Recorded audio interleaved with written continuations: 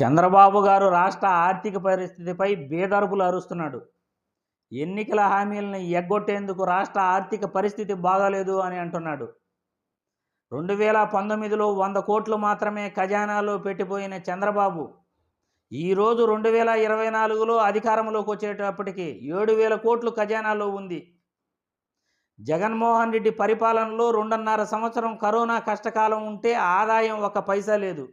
కానీ ఆయన 2.72 లక్షల కోట్లు బడ్జెట్ ప్రవేశపెట్టాడు. కానీ 7,000 కోట్లు ఇప్పుడు మీ ఖజానాలో ఉంటే కనీసం బడ్జెట్ కూడా ప్రవేశపెట్టలేని దుస్థితిలో మీరు పరిపాలన కొనసాగిస్తున్నారు.